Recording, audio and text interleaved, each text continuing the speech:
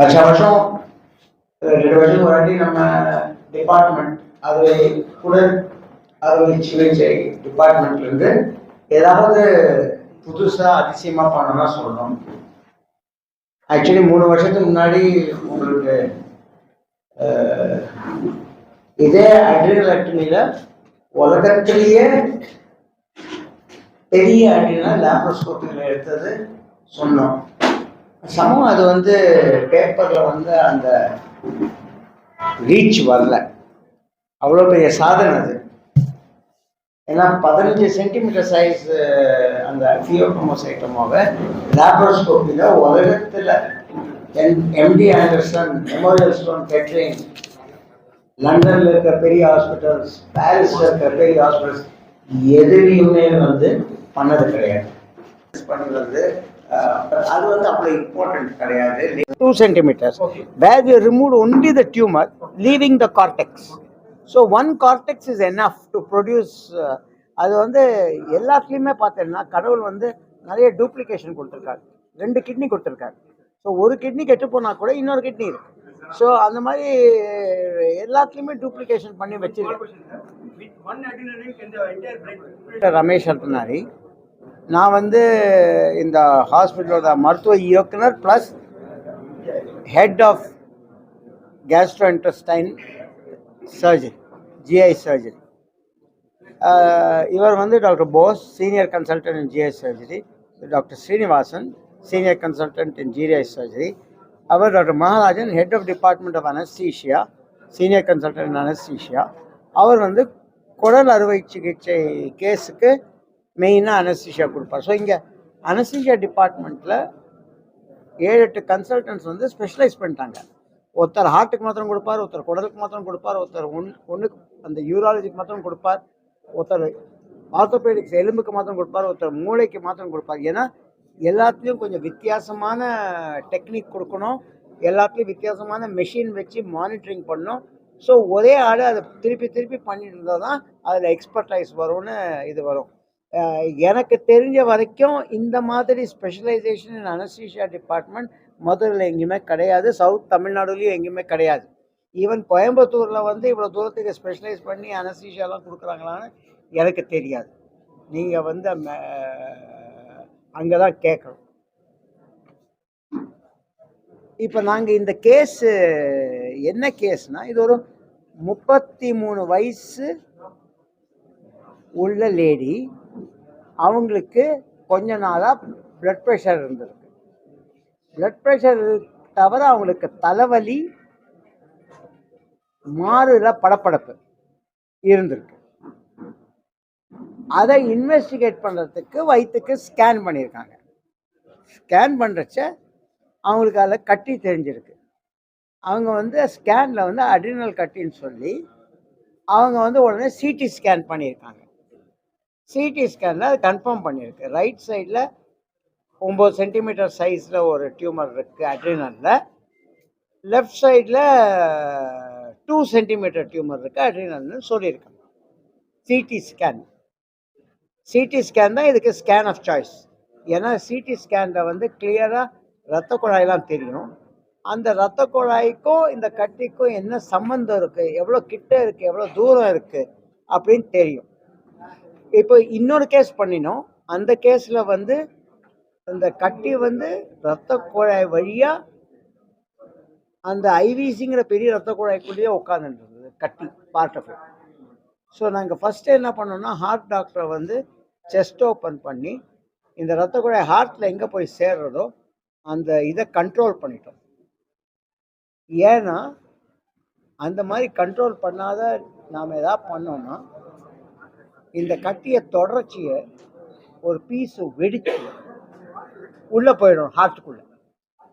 ஹார்ட்டுக்குள்ளே போயிடுச்சுன்னா டக்குன்னு ஹார்ட் டேபிளில் நின்றுடும், ஒன்றுமே பண்ண முடியாது அந்த பேஷண்ட்டுக்கு. ஸோ முதல்ல அதை நாங்கள் எடுத்து எப்போ ரெடியாக இருக்கோமோ அந்த அந்த இரத்த குழாயை மூடிட்டோம். மூடிச்சா அது பிரச்சனைகள்லாம் வரும், அதெல்லாம் நாங்கள் எல்லாம் ரெடி பண்ணிட்டு தான் பண்ணோம். ஆனால் அதை மூடிட்டோம்னா ஒரு பெரிய பிரச்சனை, இந்த ரத்த டியூமர் வந்து உள்ளே போகாது. டியூமரெல்லாம் கிளியர் பண்ணி அந்த ரத்த குழாயெல்லாம் மூடினதுக்கு அப்புறம் அதை திறந்து விட்டோம்.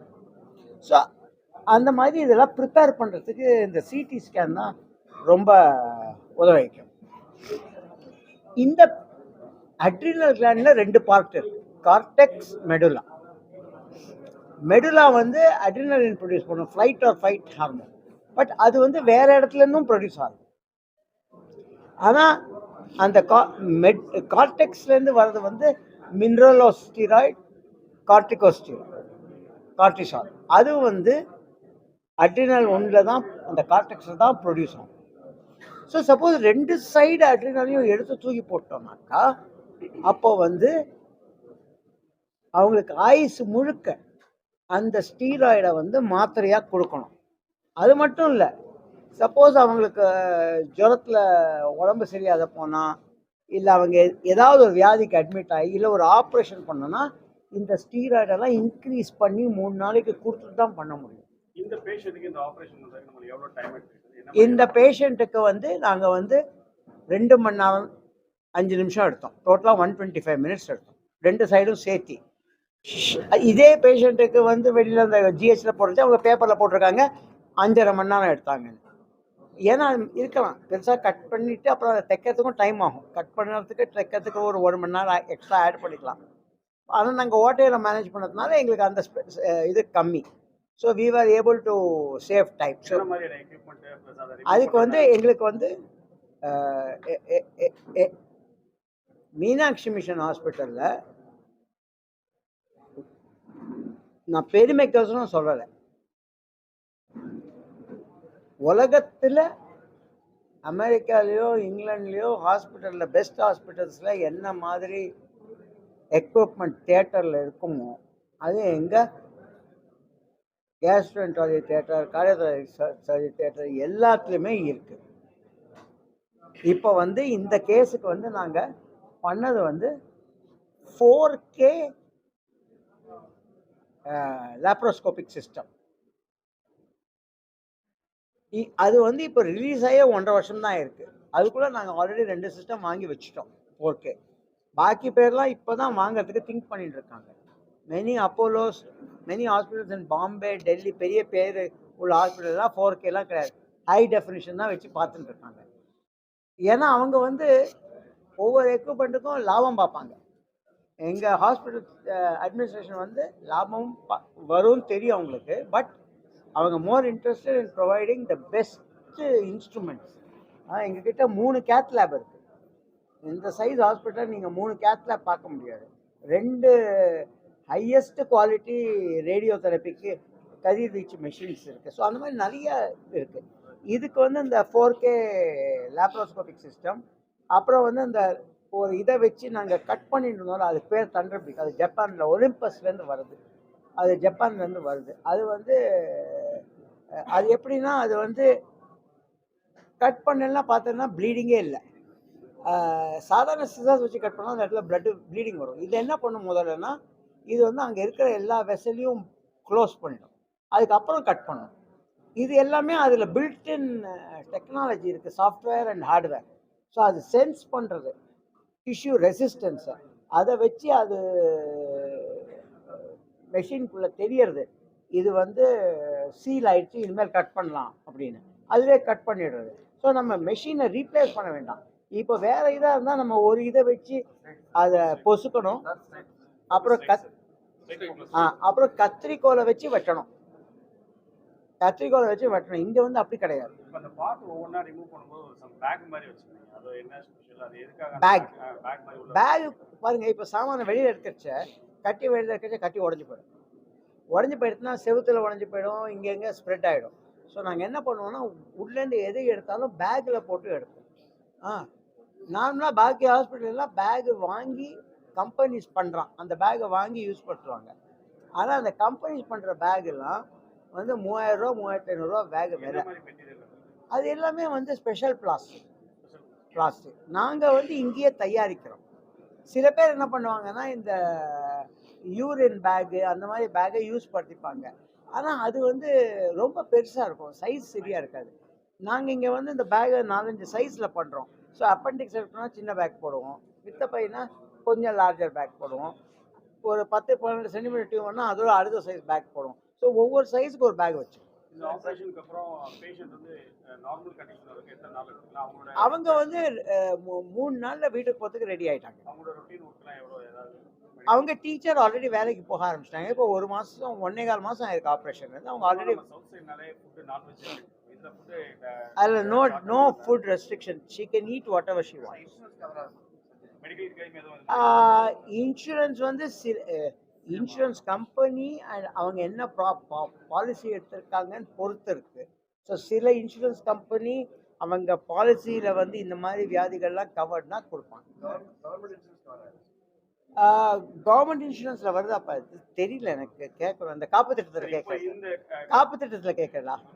அது வந்து வருதான்னு தெரியல. இது காப்பு திட்டத்தில் வருதான்னு கொஞ்சம் கேட்க சொல்லு.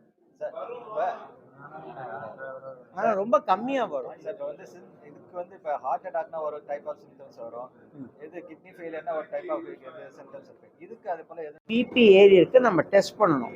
2-3 காரணம் இருக்கலாம். அந்த காரணத்தில் ஏதாவது ஒரு இதுனா அதை ட்ரீட் பண்ணிட்டோம்னா, இப்போ இவங்களுக்கு பிபியே இல்லை, நார்மல் ஆயிடுச்சு. இனிமேல் பிபி ப்ராப்ளம் இதனால வராது.